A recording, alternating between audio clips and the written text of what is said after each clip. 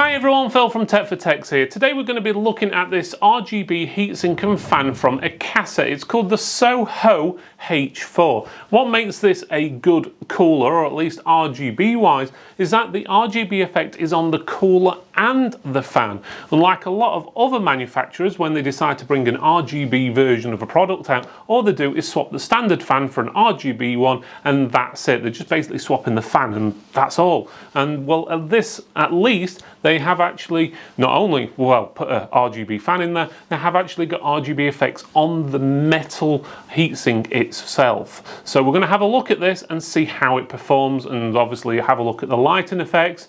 We do have links in the description below if you're interested in purchasing. If you click on those links, it'll also tell you the price in your country. Again, prices are up and down on a daily basis at the moment with global issues.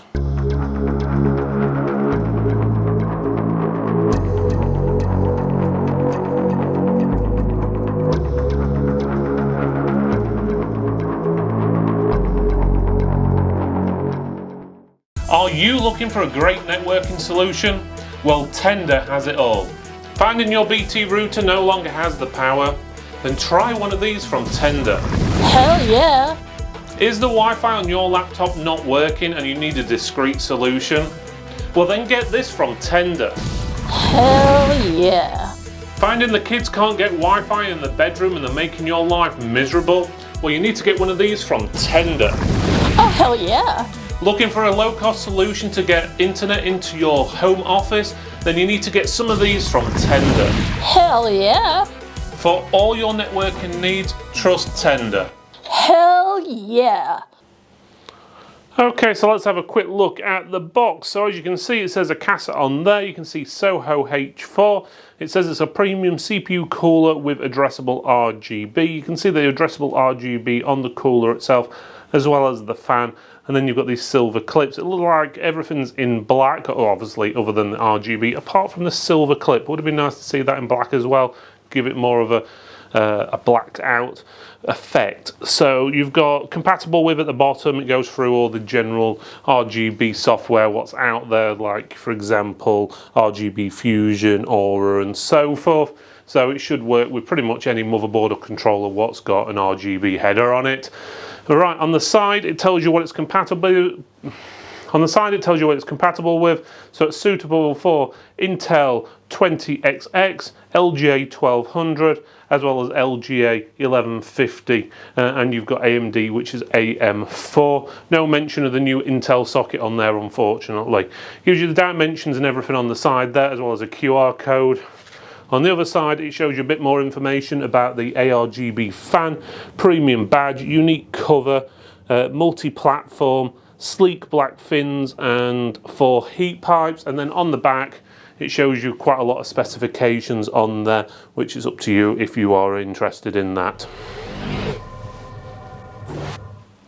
Okay, so let's have a look at the contents of the box then. Basically, first of all, it came very well padded, lots of foam in there, which is good, not too many plastic bags. Did come with 2 little ones, one on these utensils here and one what came with these cable adapters for the RGB, but otherwise that's it for plastic bags.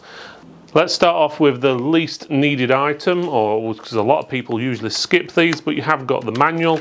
I would suggest you read it and just double check, because depending on the type of board you've got, depends on obviously how it connects up, but it's going to be fairly simple. Basics is you have this back bracket here, depending obviously on your board and so forth, but if it's an Intel board, you'll push that onto the back of your motherboard, and then your motherboard goes on there, those pins stick up, and then basically you put these cross brackets on and then screw the cooler into it, but we'll go a bit more in depth in that in a few minutes. So yeah, you've got this back bracket here, you've got all your fittings here as well, screws, everything you need.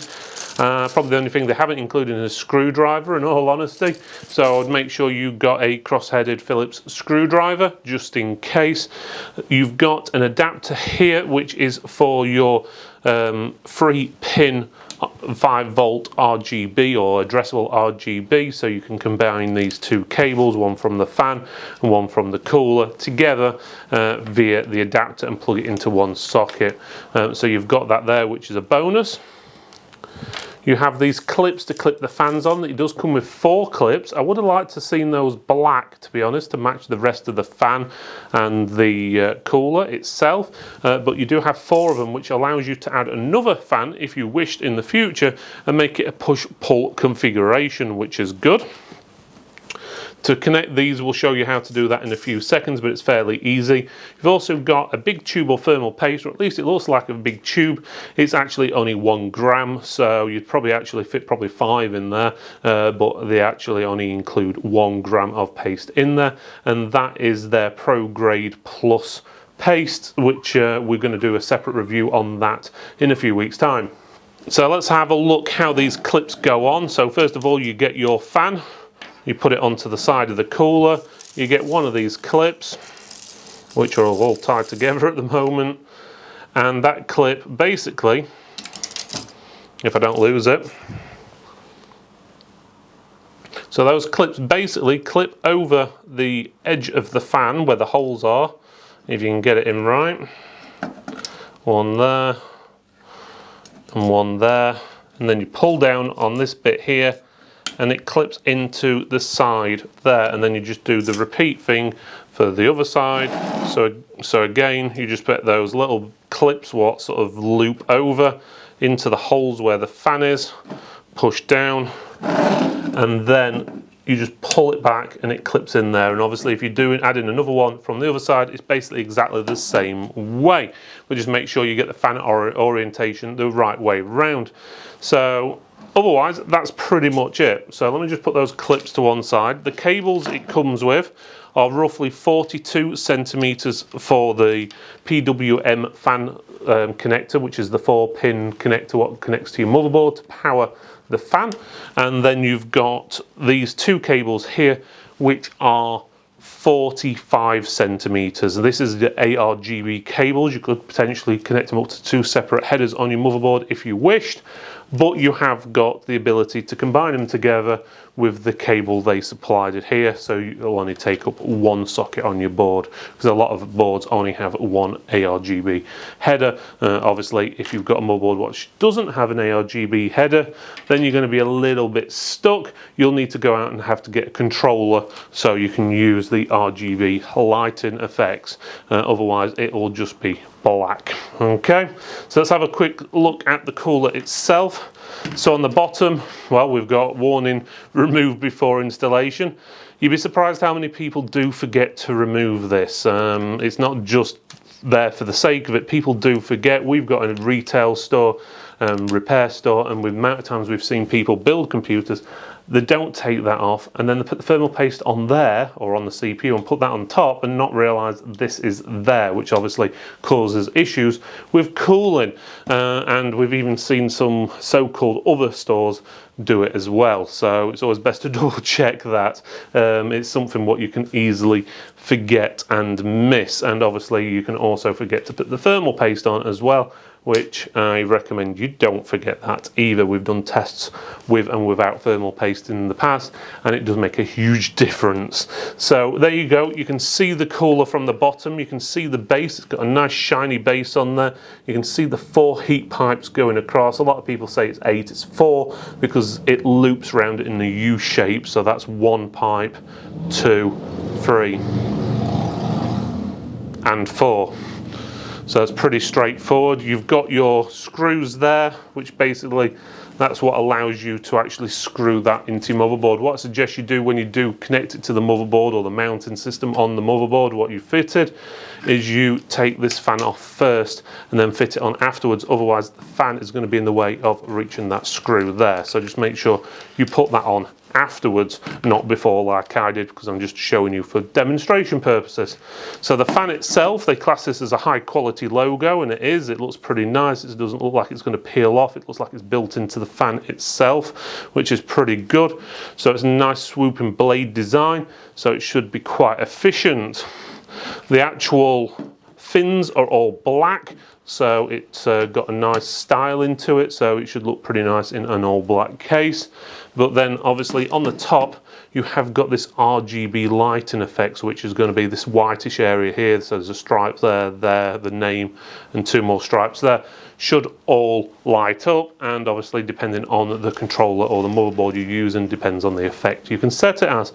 The RGB lighting will also work on this ring around the fan there. So otherwise, that's pretty much it for the device. Okay, so down to testing. All testing is done on the same machine, which is in basics an i7-10700KF processor, Z370 motherboard, as well as 16 gigs of RAM. Full specifications are in the description just below. Fan speed is set at 50 or 100% through all the testing, because if you set it at auto, it will automatically adjust its speed to obviously cool down the CPU more so. So everything is set at set speeds, so we can have a consistent testing throughout all the coolers we test. Okay, so down to testing results. The first test is the idle temperature in degrees Celsius with the fan running at 50% speed. That basically means the fan is running at 50% and the machine is sitting there doing nothing with no background tasks, no downloads, anything like that. It's just sitting there doing nothing. We found the Akasa Soho H4 got 24 degrees Celsius, which was slightly on the hot side compared to a lot of the others, but to be honest with you, it wasn't too bad in all honesty. It could be much worse. On this next test, it was pretty much the same again with the fan running at 50% speed, but this time we made the processor run flat out with all the cores running at 100% for 30 minutes. And at this time we got 68 degrees Celsius, which again was slightly warm compared to some of them out there, but not as bad as some like the Aerocool Mirage or specifically the Intel stock cooler, which couldn't even keep up. On this next test, we check to see how hot the processor gets again, but this time the fan is going at 100% speed. Again, not the coolest out there, but definitely not the hottest. If, for example, the Intel stock cooler got 93 degrees and this got 64, so it's a lot better than going for a stock cooler. While it might not be as good as something like the Arctic Freezer Esports Duo, but bear in mind the Esports Duo has got 2 fans, considering this has only got the 1, and it's also got slightly better looks in my opinion as well, the Akasa one does. On this test we do the same again, but we overclock the processor to 5.1 GHz, which makes it go even hotter, and as you can see here, it was actually one of the hottest ones on the board what we actually tested, with the exception of the Mirage, the Tranquillo and the Intel stock cooler, which failed the test completely because they ended up blue screening or crashing because it was too hot. So in all honesty, it was able to be overclocked, but I wouldn't really recommend it with getting temperatures like that. Decibel levels, how loud it is with the fan running at 50% speed, you're looking at 48 decibels. That's over 45.6 for the room decibel level, so it's actually quite quiet. It's actually joint quietest in the actual testing for running at 50% fan speed, which is very, very good in all honesty. On this next test now coming up, we do the same thing again, but run the fan at 100% speed, so you can actually hear how loud it's going to get at its maximum. And here you can see it got 56 decibels, which was not far off the quietest what we tested, which again gives it a really good result. So in my opinion, it would make a very good cooler if you specifically wanting something what's quiet, because it is one of the quietest ones we've tested, but it also performs fairly well considering it, and it also looks really good with the RGB lights not just being on the fan itself like on a lot of the coolers out there. They actually spread through the actual heatsink as well, or along the top of it, so you get that nice effect all the way throughout the product, which is really, really good. So would I recommend this? Yes, but I wouldn't recommend it for someone who's wanting to go really high-end overclocking or anything like that. But if you want something what's a lot better than a stock cooler, looks really good and is quiet, then I would suggest this product would be the product for you. Thank you for watching this video, everyone. It's really appreciated you made it all the way to the end. Please make sure you subscribe, like, comment, and even click that bell so you get notifications of new videos and live streams. It does help support the channel, and supporting the channel basically means that we can release more content for you, and also better quality content going forward. Thanks again for watching, and I'll see you next time.